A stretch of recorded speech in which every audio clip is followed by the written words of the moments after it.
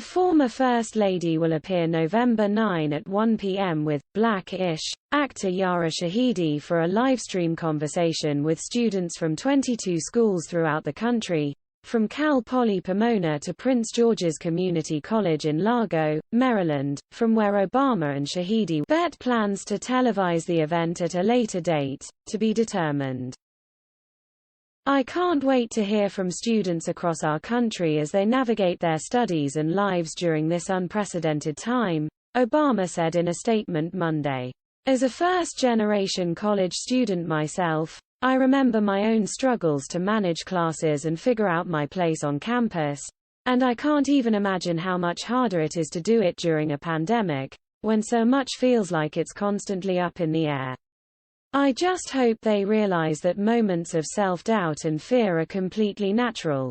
But if we embrace those moments, if we own our stories and use our voices, we can share the very best parts. Along with the November 9 event, Crown is donating 100 copies to each of 12 schools in the Maryland Community College Consortium.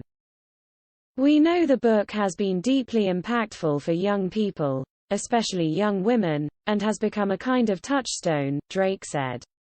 Obama's book, published in 2018, has sold nearly 10 million copies in the U.S. alone, and continues to sell more than 2,000 copies a week, according to Crown President David Drake.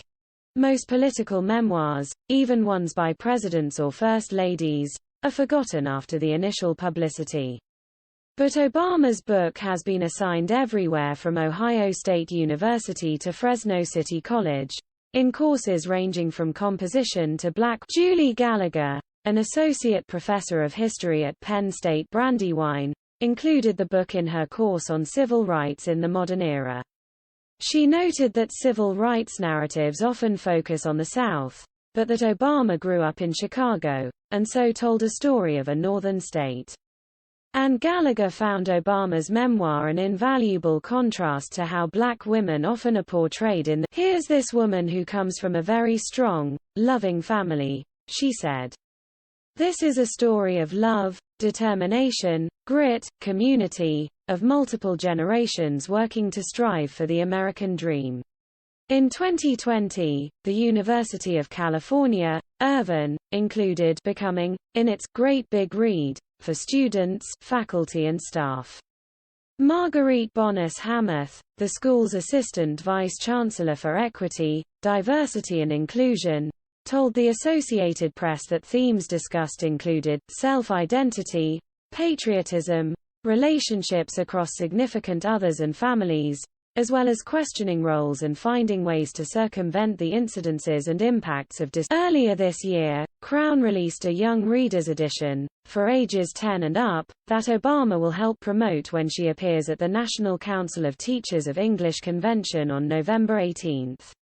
She will deliver the keynote address and speak with the Vice President of the NCTE, Valerie Conlock, the first black woman dean of the University of Pittsburgh School of Education. Elsewhere, Obama is continuing to tap her deep celebrity connections ahead of next year's midterms to push key legislation including the John Lewis Voting Rights Advancement Act. If passed and signed into the law, the act would federalize elections and cancel voter identification requirements.